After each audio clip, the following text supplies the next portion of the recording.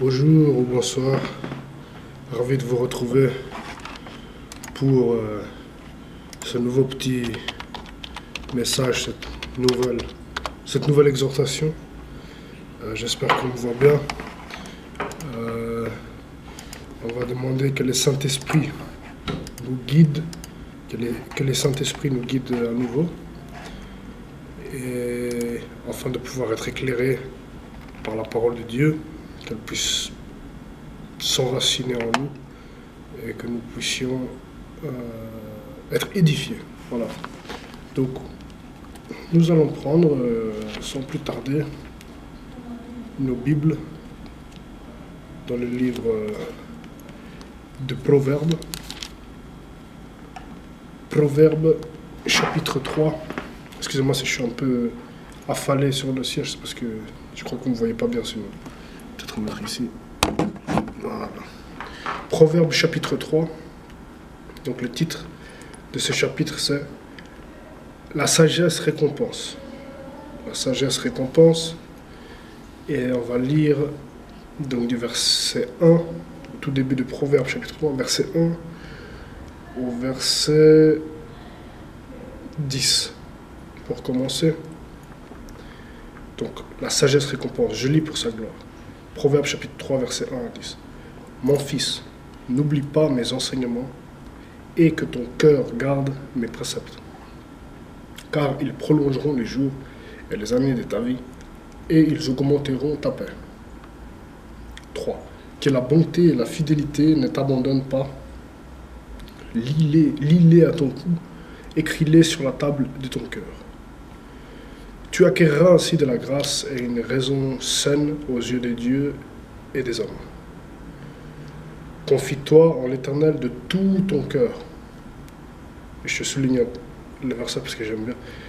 5. Confie-toi en l'Éternel de tout ton cœur et ne t'appuie pas sur ta sagesse.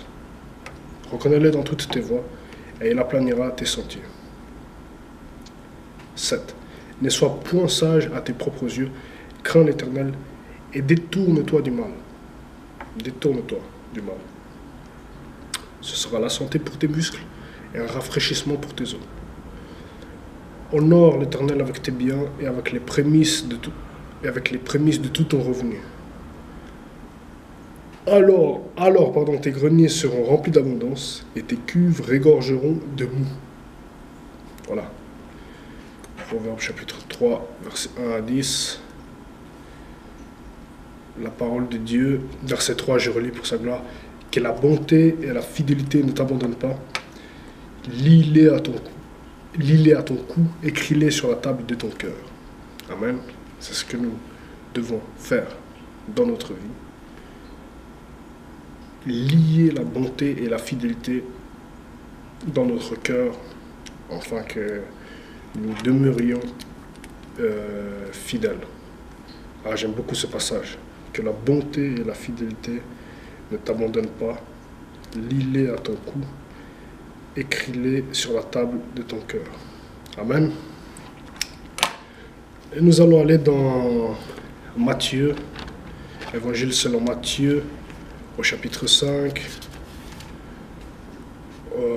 Nous allons prendre les versets 1 à 12. Donc c'est, si je ne me trompe pas, c'est le sermon sur la montagne. Et ensuite les béatitudes. Je ne sais pas exactement la différence, mais c'est le nom de ce passage-là, le sermon sur la montagne et les béatitudes. Pardon. Donc on va lire Matthieu chapitre 5, versets 1 à 12. Je lis pour sa gloire. Voyant la foule, Jésus monta sur la montagne. Et, après qu'il se fut assis, ses disciples s'approchèrent de lui. Puis, ayant ouvert la bouche, il les enseigna et dit, 3. Heureux les pauvres en esprit, car le royaume des cieux est à eux. Heureux les affligés, car ils seront consolés. Heureux les débonnaires, car ils hériteront la terre. 5. 6. Heureux ceux qui ont faim et soif de la justice, car ils seront rassasiés. Amen.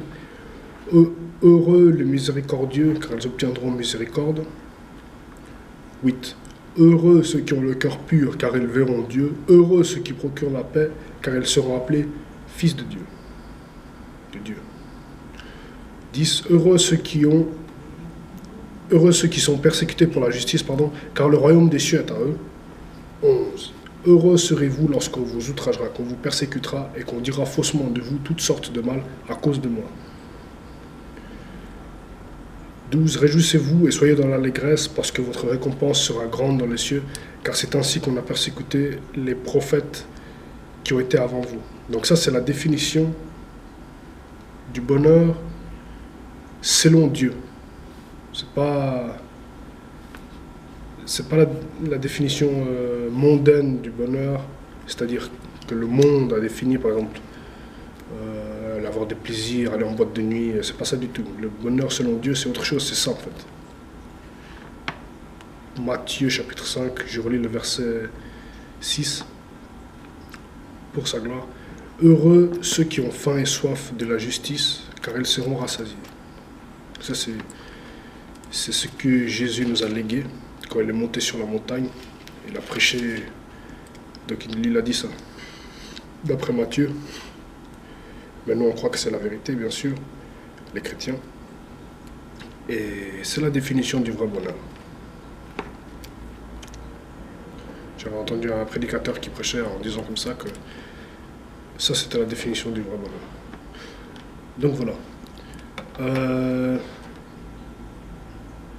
Si vous voulez bien, nous allons... Là, ça fait un petit moment que je ne médite plus l'Ancien Testament. Je suis navré, mis à part quelques... Alors bien sûr, j'entends toujours des... Non, on va quand même prendre Psaume chapitre 37. Le verset...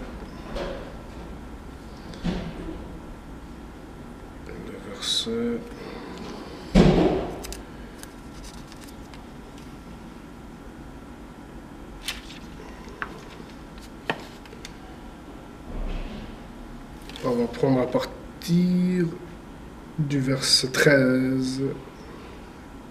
Ouais. En tout cas jusqu'au 25. Psaume chapitre 37, verset 13 à 25. Je lis pour ça. Le Seigneur s'est ri du méchant, car il voit que son jour arrive. Les méchants tirent leur glaive, ils bandent leur arc pour faire tomber le malheureux et l'indigent, pour égorger ceux dont la voie est droite. 15. Leurs glaives entrent dans leur propre cœur et leurs arcs se brisent. 16. Mieux vaut le peu du juste que l'abondance de beaucoup de méchants. Car les bras des méchants seront brisés, mais l'Éternel soutient les justes. L'Éternel connaît les jours des hommes intègres, et leur héritage dure à jamais. Leur héritage dure à jamais. Ils ne sont pas confondus au temps du malheur, et ils sont rassasiés au jour de la famine. 20. Mais les méchants périssent, et les ennemis de l'Éternel, comme les plus beaux pâturages, ils s'évanouissent en fumée. 21. Le méchant emprunte et il ne rend pas. Le juste est compatissant et il donne. Le juste est compatissant et il donne. Car ceux que bénit l'Éternel possèdent le pays, et ceux qu'il maudit sont retranchés. 23. L'Éternel affermit les pas de l'homme, et il prend plaisir à sa voie. S'il tombe, il n'est pas terrassé, car l'Éternel lui prend la main. J'ai été jeune, j'ai vieilli, et je n'ai point vu le juste abandonné, ni sa postérité mendiant son pain. Amen. Donc, j'ai pas préparé ce passage, mais comme je vous ai dit, je sais pas si je vous ai dit d'ailleurs, mais cette exhortation, je l'ai pas préparée. Mais ce verset, j'aime bien. 20. Et le 22 aussi. Alors, 20 d'abord. Mais les méchants périssent, et les ennemis de l'Éternel comme les plus beaux pâturages. Ils s'évanouissent en fumée. 22. Car ceux que bénit l'Éternel possèdent les pays, et ceux qu'il maudit sont retranchés. Ceux que bénit l'Éternel possèdent le pays. Amen. Le pays, c'est la terre promise que Dieu réserve à ses enfants. Amen. Donc, on va aller dans Hébreu. Hébreu chapitre 6. Et on va lire un long passage à partir du verset 9 jusqu'au verset 20, jusqu'à la fin. Le titre de ce passage, c'est « Promesse et espérance ». Je lis pour sa gloire. « Quoique nous parlions ainsi, bien-aimés, nous attendons pour ce qui vous concerne des choses meilleures et favorables au salut. » 10. Car Dieu n'est pas injuste pour oublier votre travail et l'amour que vous avez montré pour son nom, ayant rendu et rendant encore des services aux saints. Nous désirons que chacun de vous montre le même zèle pour conserver jusqu'à la fin une pleine espérance, en sorte que vous ne vous relâchiez point et que vous imitiez ceux qui, par la foi et la persévérance, héritent des promesses. Lorsque Dieu fit la promesse à Abraham, ne pouvant jurer par un plus grand que lui, il jura par lui-même et dit « Certainement je te bénirai et je multiplierai ta postérité. » 15. Et c'est ainsi qu'Abraham, ayant persévéré, obtint ce qui lui avait été promis. Or les hommes jurent par celui qui est plus grand qu'eux, et le serment est une garantie qui met fin à tous leurs différends. C'est pourquoi Dieu, voulant montrer avec plus d'évidence aux héritiers de la promesse l'immuabilité de sa résolution, intervint par un serment. 18. Enfin que, par deux choses immuables dans lesquelles il est impossible que Dieu mente, nous trouvions un puissant encouragement, nous dont le seul refuge a été de saisir l'espérance qui nous était proposée. 19. Cette espérance, nous la possédons comme une encre de l'âme, sûre et solide. Elle pénètre au-delà du voile, là où Jésus est entré pour nous, comme précurseur, ayant été fait souverain sacrificateur pour toujours, selon l'ordre de Melchisédek. Donc ça, c'est des promesses extraordinaires que Dieu nous fait au travers de l'auteur des Hébreux, de l'Épître aux Hébreux. Et le 19, verset 19 nous dit, je relis pour sa gloire, cette espérance, nous la possédons comme une encre de l'âme sûre et solide, elle pénètre au-delà du voile. Donc il n'y a pas lieu de s'agiter, de s'inquiéter, parce que l'apôtre Paul nous dit, nous allons prendre Philippiens, je ne vais pas être trop long, mais nous allons prendre encore Philippiens au chapitre 4, et le verset, à partir du verset 4 jusqu'au verset 9. Je vais lire pour sa gloire. Philippiens chapitre 4, verset 4 à 9. Réjouissez-vous toujours dans le Seigneur. Je le répète, réjouissez-vous. Que votre douceur soit connue de tous les hommes. Le Seigneur est proche. 6. Ne vous inquiétez de rien, mais en toute chose, faites connaître vos besoins à Dieu par des prières et des supplications avec des actions de grâce. Et la paix de Dieu qui surpasse toute intelligence gardera vos cœurs et vos pensées en Jésus-Christ. Au reste, frères, que tout ce qui est vrai, tout ce qui est honorable, tout ce qui est juste, tout ce qui est pur, tout ce qui est aimable, tout ce qui mérite l'approbation, ce qui est vertueux et digne de louange, soit l'objet de vos pensées. Ce que vous avez appris, reçu et entendu de moi, et ce que vous avez vu en moi, pratiquez-le, et le Dieu de paix sera avec vous. Amen. Donc voilà, ça c'est très important. Il dit ne vous inquiétez de rien. Il dit aussi, verset 8, au reste frères, que tout ce qui est vrai, tout ce qui est honorable, tout ce qui est juste, tout ce qui est pur, tout ce qui est aimable, tout ce qui mérite l'approbation, ce qui est vertueux et digne de louange, soit l'objet de vos pensées. C'est comme ça que nous devons purifier nos pensées, afin que nos paroles aussi soient des paroles d'encouragement, des bonnes paroles, et que nos actes aussi reflètent ce qui est à l'intérieur de nous. Au moyen, avec l'aide du Saint-Esprit, bien sûr.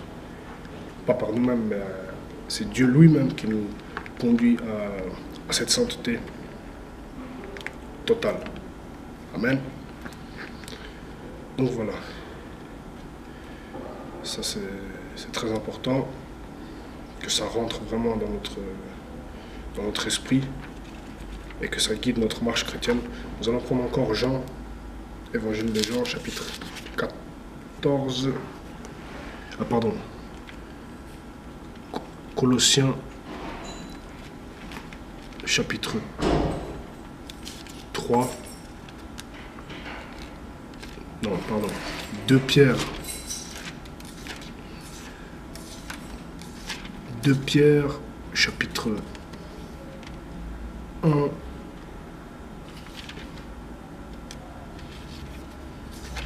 2 Pierre, chapitre 1, le verset 3. C'est ça. Excusez-moi. 2 Pierre, chapitre 1, verset 3. Le titre du chapitre, c'est les vertus chrétiennes. Donc je lis pour sa gloire. Sa divine puissance nous a donné tout ce qui contribue à la vie et à la piété au moyen de la connaissance de celui qui nous a appelés par sa propre gloire et par sa vertu. Amen. Sa divine puissance nous a donné tout ce qui contribue à la vie et à la piété au moyen de la connaissance de celui qui nous a appelés par sa propre gloire et par sa vertu. Donc ça c'est 2 Pierre chapitre 1 verset 3. Et donc c'est quand même clair comme passage. Il nous dit qu'il nous a tout donné, afin que nous puissions mener notre vie chrétienne, notre ministère, notre sanctification, notre obéissance, tout ce que Dieu veut que nous fassions, et il nous l'a donné dans sa grâce. Nous allons prendre, je pense, encore un dernier passage dans 1 Samuel. 1 Samuel, chapitre 30.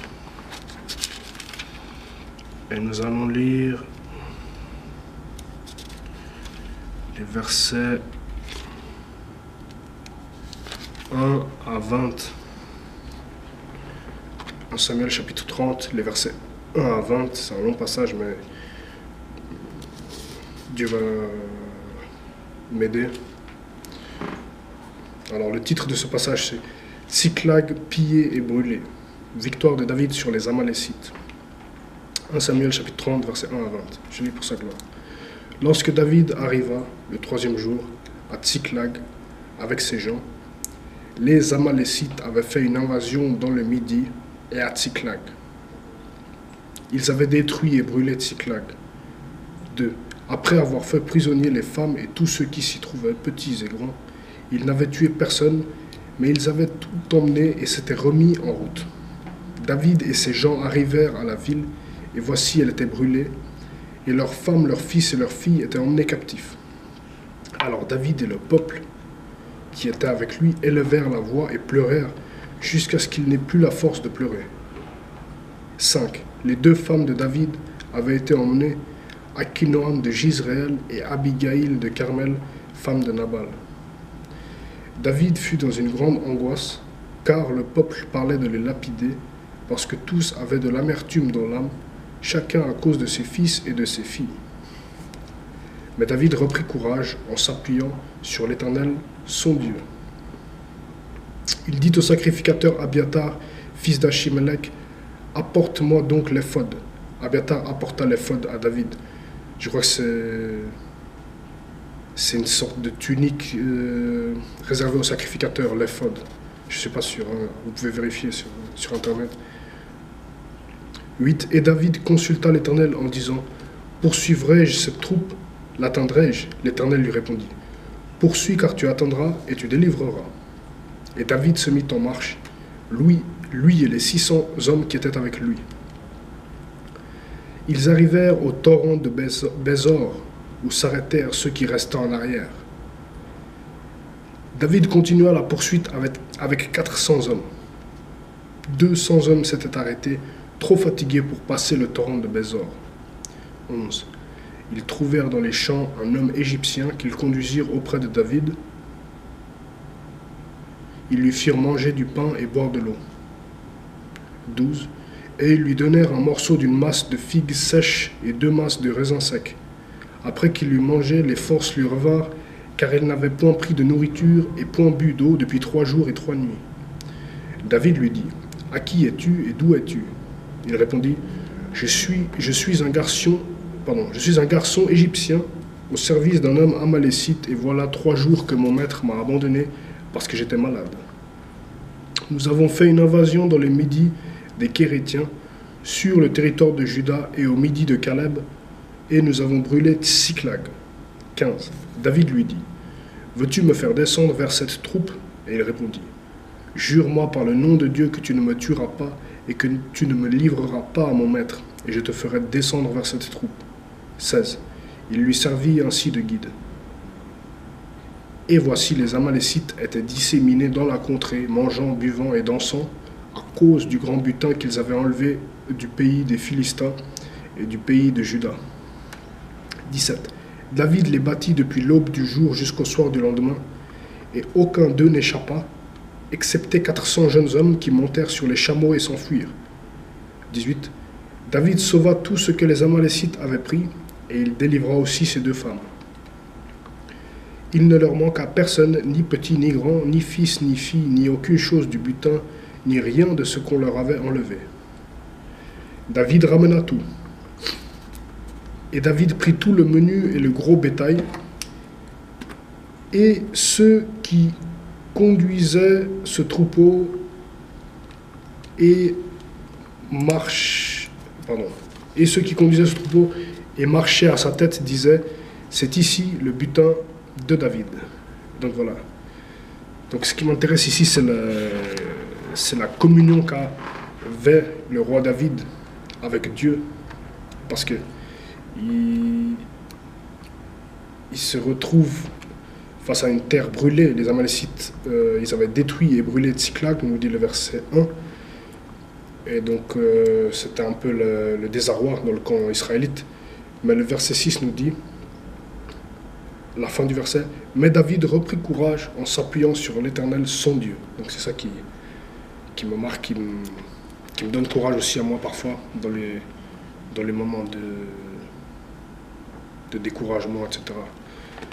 Donc voilà, c'est un long passage, je vous invite vraiment à le lire en entier, le chapitre 30.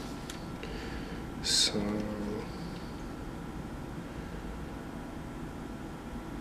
un joli chapitre, important aussi pour notre foi chrétienne, qui nous redonne du courage et de la force. Donc voilà. Donc que le Seigneur nous bénisse, à la prochaine, ciao.